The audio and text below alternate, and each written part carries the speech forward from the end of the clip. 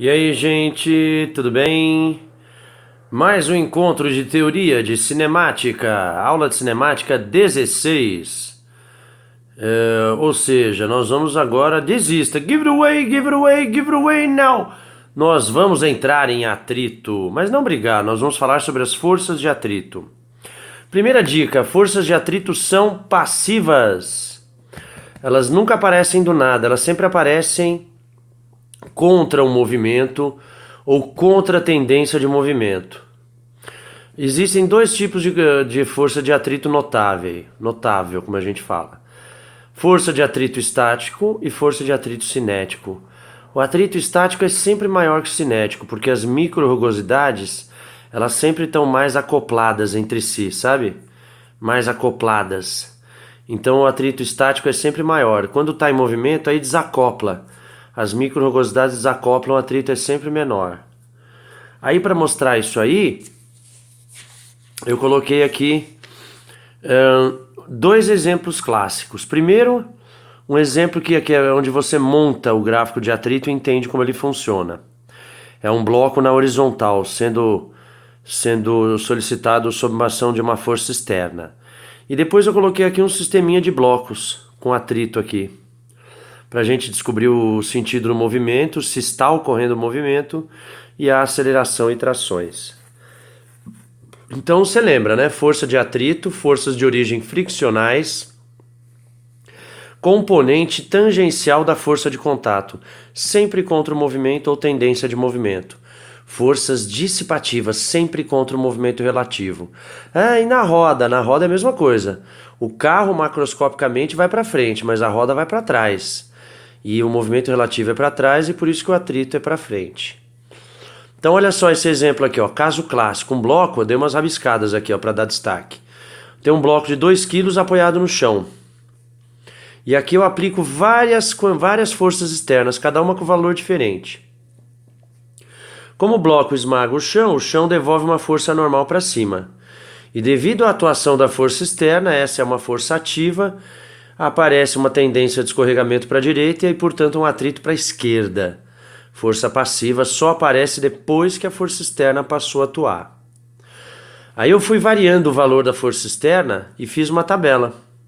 E também calculei os dois atritos notáveis, ó, força de atrito, Mi vezes a normal. Fat no more, faith no more. Falling to pieces. A força de atrito é o coeficiente de atrito, que depende do casal de superfícies, vezes a normal. Aqui vai ficar 0,8, que é o coeficiente de atrito estático que eu chutei, vezes a normal, que é igual ao peso, 20, 16 dá. E o cinético é 0,6 vezes a mesma normal, dá 12.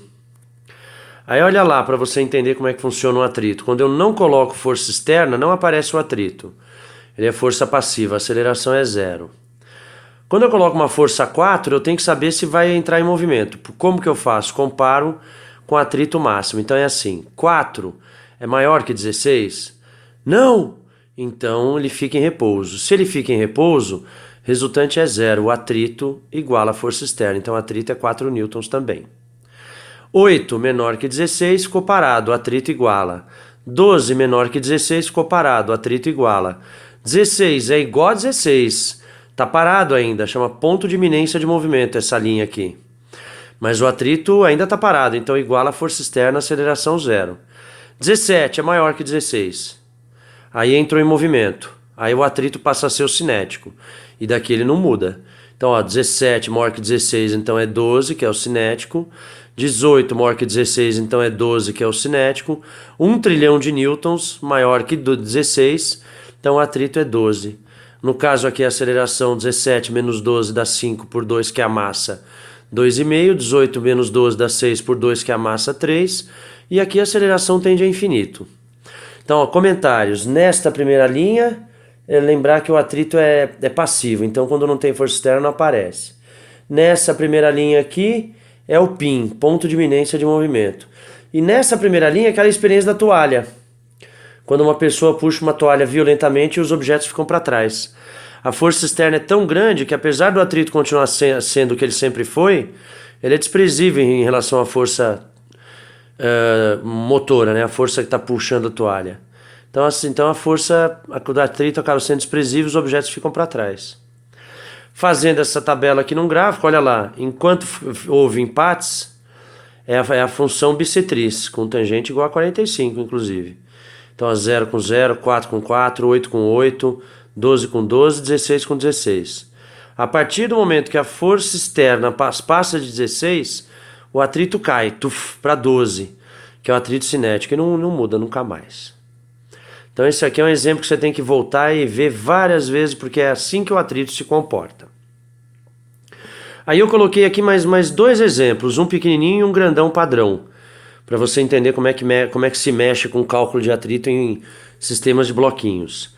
Coloquei aqui um bloco A de 4 kg, coeficiente de atrito estático 0,4, cinético 0,3. Um bloco 2 de 2 kg suspenso e um bloco 1 de 1 kg suspenso. Eu quero saber qual a tendência de movimento, se vai movimentar, se vai ficar parado, qual a aceleração e quais as trações. Eu fiz até a aceleração, as trações depois fica aí para vocês. Vamos lá. Então primeiro o que eu vou ter que ver? Vou ter que ver as forças em luta.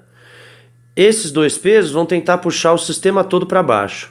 Esse peso aqui ele não é muito importante para o movimento, porque ele é perpendicular em relação ao movimento, ele se anula com a normal de apoio aqui. Então vou ter que estudar a soma desses pesos comparados com esse atrito estático do A. Vamos lá.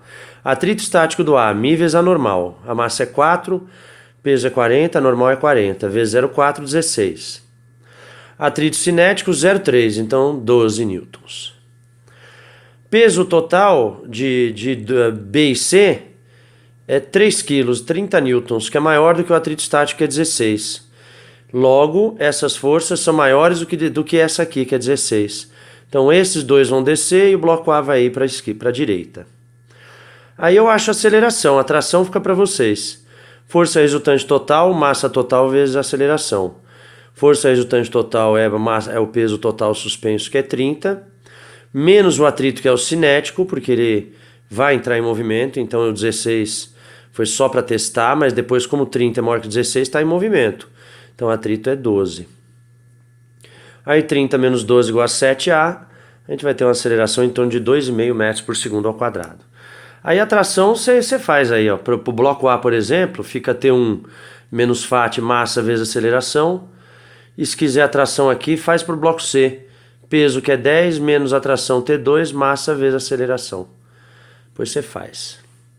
E eu coloquei um último exemplo aqui, ó. Agora um exemplo aqui muito importante, porque é um exemplo para estudo de intervalo de massas. Olha só, com atrito, e aí você tem que conhecer bem conceitualmente atrito para dar tudo certo. Olha só que legal. É o seguinte, eu tenho aqui um bloco de 2 kg apoiado, coeficiente de atrito estático 0,4, 40%. Um bloco A de massa 6 kg fixa suspenso e um bloco C que eu não sei a massa, eu quero descobrir a massa, né, o intervalo que ele pode ter de massas para que o sistema fique em repouso. Então, ó, perguntei aqui, ó, qual é a massa do bloco C? Qual o intervalo de massas que eu posso ter a massa do bloco C? Qual é a mínima massa do bloco C? Qual é a máxima para que esse sistema todo esteja em equilíbrio? Aí alguém vai pensar, mínima massa, máxima máxima? Como assim? Então vamos lá. Quando para a massa mínima do bloco C, significa que isso aqui é bem pequenininho, então a tendência de escorregamento é para a esquerda, no sentido anti-horário. Né? Ó, quando a massa desse bloco é pequenininho, o sentido de escorregamento é anti-horário, é para a esquerda. Então no bloco B você vai ter tração para cá, outra tração para cá, essas trações são iguais aos pesos, e o atrito para a direita, contra a tendência de escorregamento. É o que eu escrevi aqui, ó. Vai ficar T1, que tem que ser igual a FAT mais T2. T1 é o peso do A, que é 60. E T2 é o peso do C, que é 10 vezes MC. O atrito é 20 vezes 20, que é o peso, né, que é igual a normal, vezes 0,4, que dá 8. 60 menos 8 dá 52 por 10. Essa é a massa mínima do bloco C para que fique em repouso. O que eu quero dizer? Se você colocar 5 quilos aqui, o sistema não vai resistir, ele vai ceder e vai rotacionar aqui, ó, da direita para a esquerda. Não é o que eu quero. Mas agora vamos pensar para a massa máxima do bloco C. O que é isso? Aqui fica tão pesadão, que vence o peso do A e a tendência de escorregamento passa a ser para a direita. Aí o atrito no bloco B vai para a esquerda. É o que eu escrevi aqui, ó. Para a máxima de C, a tendência de movimento de B é para a direita, aí o bloco C vai descer. Aí fica T2 para cá, que é o peso de C, T1 para lá, que é o peso de A, e o atrito. Aí fica T2, que é igual a T1 mais FAT. T2 é o peso de C, que é 10M. T1 é o peso de A, que é 60. E o FAT é 8, que a gente já calculou lá de outros carnavais.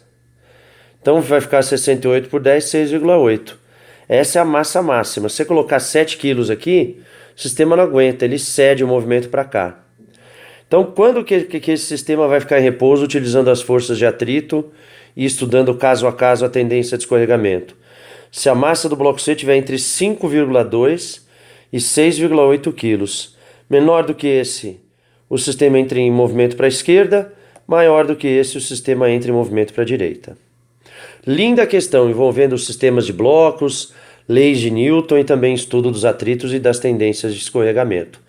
Volta, viu, queridos e queridas? Volta bastante, vê direitinho o que eu falei em cada instante, examina tudo e vai evoluindo e vai conhecendo, gostando cada vez mais da física linda. Beleza? Bons estudos para vocês, viu? Terminando aqui a aula sobre forças de atrito. Bons estudos para todos vocês. Até mais, beijos!